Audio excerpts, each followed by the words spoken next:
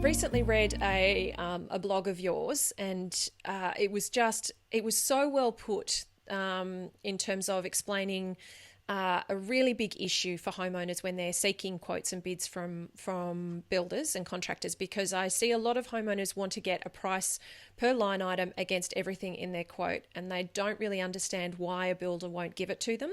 And I encourage homeowners to not expect it because of a whole series of challenges I think that they have with that. And I don't expect builders to provide it, but I do expect builders to provide a line item scope and then a lump sum cost. Can you talk through, and the blog was titled "Transparency is Not Trust," and for me it was so well put. And I'm going to pop the link to it in the resources so that everybody can read it, because it was just so succinctly described in terms of this. Can you talk through this, why you wrote it, and what your position is on this, not having line item pricing in an estimate or a quote, and why transparency is not trust in that whole process?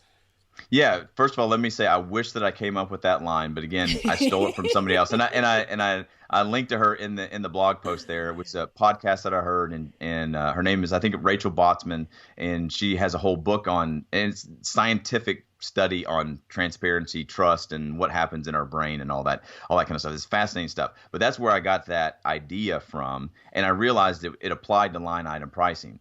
So I will say this: if you go and meet with if a contractor goes and meets with a homeowner and they talk about a project, and then they disappear for a week or 2 weeks, and there's been no communication, there's been no questions, and then they come back with this number for this whole thing, then yeah, you're probably going to have some questions to say, how did we even get here? Especially if you didn't talk about the budget first.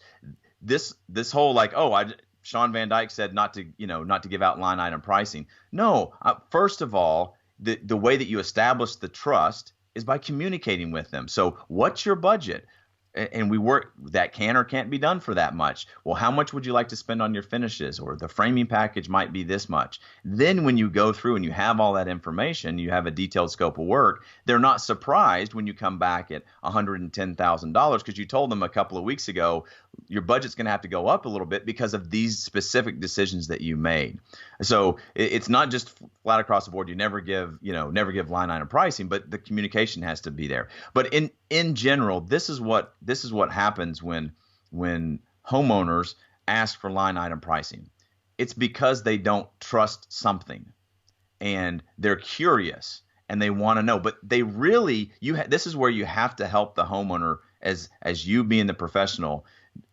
It's kind of hard to say it, but they don't know what they don't know, and they don't know when they're asking bad questions either.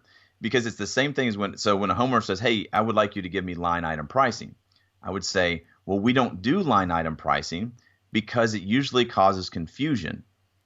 And what it does is it takes this complicated construction project and makes it look like a shopping list, as if again, I don't know what you call them there in Australia. We call them porta-johns.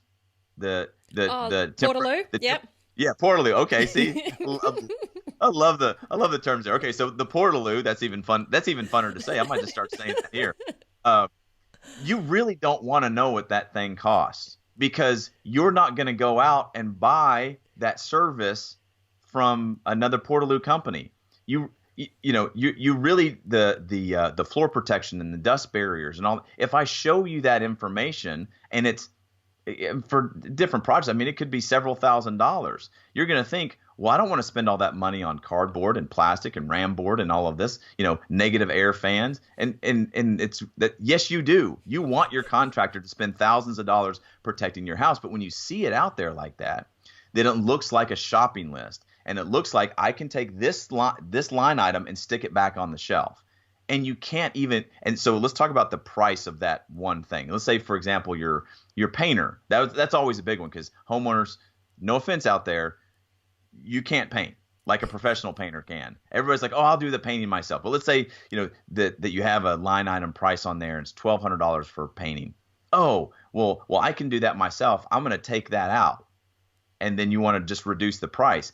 But you have to say that $1,200 isn't a retail price. that $1,200 includes the management and the overhead for the contractor, and it also includes a cost to develop a relationship over years and years with a painter, where you can say, come out here and paint this house and get it done in 2 days and clean up and get out of here so we can finish up this project. If you take that $1,200 and compare it to something else, and someone says, oh, they're ripping you off, that painting should only cost you $600.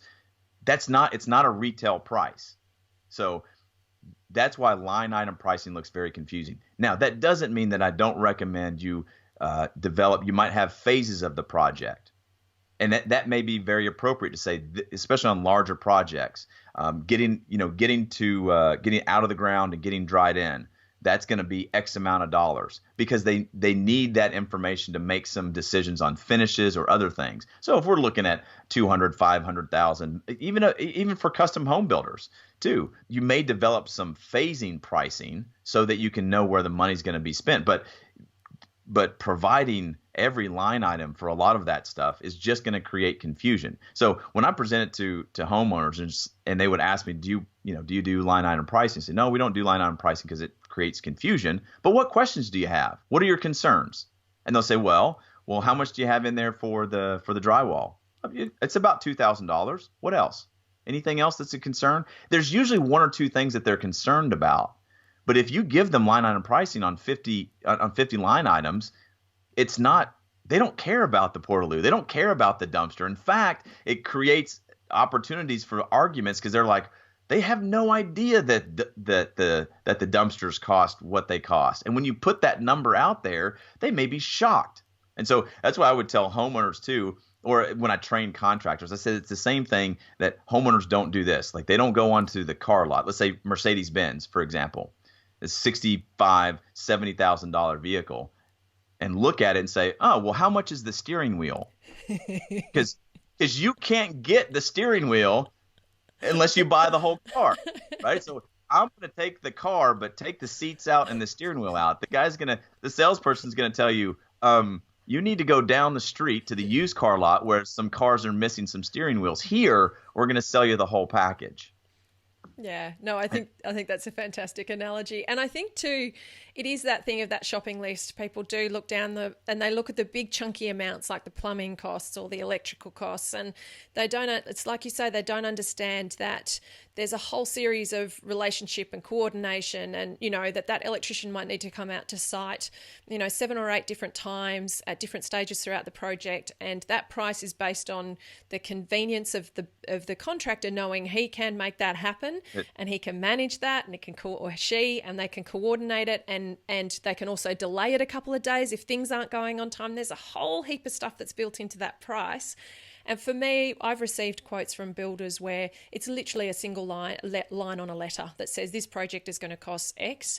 And then I've had line item quoting where I've had all of the numbers down, the amounts. And if I ever get that, all I do is I look at it as a percentage basis of the total. And I think, well, if there's sort of 15% sitting against that amount of money, is there any scope in us for us to play with that? Have we gone overboard in the specifications, And then but for me, the big thing about seeing the line item quoting is I want to see the scope. I want to see that a contractor has wrapped their head around what is included in this project, because the single line letter on the letter with a lump sum against it tells me that for me, it tells me that a contractor hasn't really invested the time to go through the drawings, go through the specifications, and really understand what this project's including. And also, if I'm comparing them and there's allowances being put against things like tiles or tapware or any of the sanitary ware or those types of things, I want to know what those allowances are, because I want to know if one builder or contractor has assumed an allowance of $40 a square metre for a tile versus another contractor assuming $100 a square metre for a tile. It's not going to make streets of change in the overall lump sum, but it's going to let me know that homeowner is potentially going to have to deal with a variation down the track. We always encourage all of our homeowner community to make all of their selections before they sign a contract anyway, so that there's no room for that. Lots of homeowners seem to like to delay those decisions until they're right under the pump to have to make them for some reason. But for us, signing a contract with all of those selections in place is a far better outcome overall. But yeah, I think that if a homeowner can remember transparency is not trust, and what am I actually reacting to? Why am I needing to see this extra information? Because when I've seen good contractors, good builders in operation, the trust is built well before the price comes out. Right. You know? And that title, to explain that a little bit, transparency is not trust. And again, this is taken from Rachel's book. The way that she describes that is that, for example, if my wife came to me and said, "Give me your cell phone. I want to see all of your emails and all of your text messages, and I need you to be transparent because I trust you." No, it's actually the opposite. Not needing to see my cell phone is trust. So if you need to see everything and monitor it, then that is transparency. But transparency is not trust. Trust is when we say, okay, here's how we're going to operate. This is how we're going to interact, and this is how we're going to move forward. And if you don't do those things that we said that we were going to do, then I might not trust you. And then we may need to invoke some transparency in order to reestablish the trust. But when a homeowner says, well, if you're not going to give this to me, then how do I know that I can trust you? Well, what you're asking for, they're not, as Rachel says, they're not bedfellows. They're two different things. And if homeowners need to be careful, good contractors, I always say this kind of tongue in cheek too, is saying, oh, well, if you want to see line item pricing, then let me see your bank account. How do I know that you have the money to pay for this?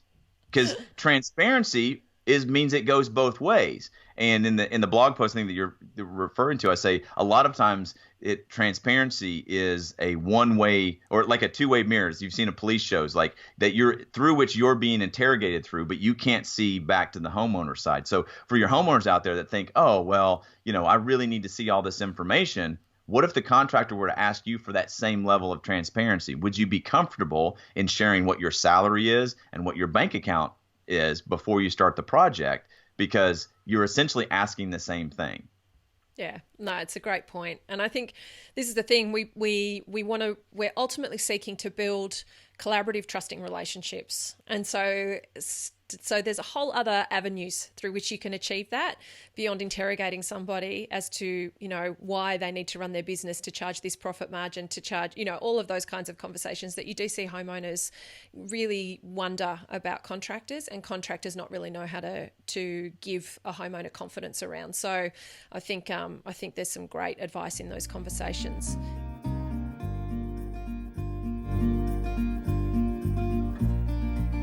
Hi, now before you go, I just wanted to share with you, there are 3 big mistakes that I see homeowners make when they're planning their renovation or building project. Mistakes that cause huge amounts of stress, cost overruns, time blowouts, and really ultimately make the journey of renovating and building much more difficult. Want to know what they are? Well, the first of those 3 mistakes is that people just dive into the process. They don't really prepare for it. They don't really understand what are the right steps to take and when, and they just barrel in. And I think homeowners do this because it's a big, overwhelming process building or renovating your home. It involves a lot of big decisions, a lot of money. But unfortunately, if you're only ever taking steps ahead, not really knowing the full picture, it's very easy to get lost, misled, end up in a completely the wrong spot, and for it to be very expensive and time consuming to get yourself out of that position. The second mistake that I see homeowners make is they make themselves a target. A lot of homeowners tell me actually they feel like they're walking around with a target on their forehead just waiting to be taken advantage of.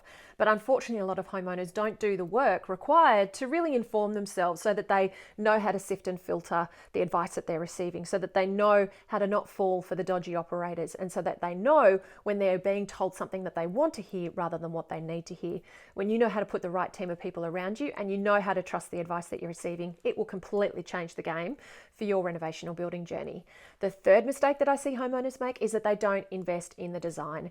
The design, of course, is the lines, the spaces, the volumes that are drawn as lines on a page, but end up becoming the rooms and the home that you ultimately live in. And so many homeowners really struggle because they know that this is something going to be long term, that their decisions are going to have a big impact on how they get to live their lives, and yet really, really fear stuffing it up, making decisions that they think that they'll regret long term. When you know how to get the design right, how to create a home that not only works for you now, but into the future, then you can move with certainty towards that future finished home, knowing that it'll actually deliver the dream that you're hoping it will and create a beautiful lifestyle for you and your family. I would love you to check out my 2 online courses. I have one for Australian homeowners called How to Get It Right in Your Reno or New Home, and I have one for American homeowners called the Welcome Home course.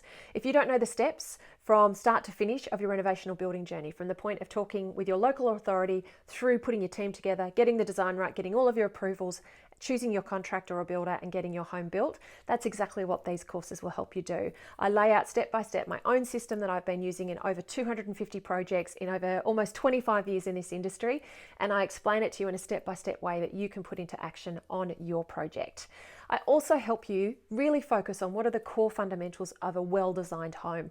What does it look like to achieve good design? I have got minimum recommendations for dimensions. I've got some key things to help really pull out of you what it's going to be that you want from your home so that you can really communicate that with the people that you're working with and get really clear on what's going to make a big difference for you and your family's lifestyle in your home.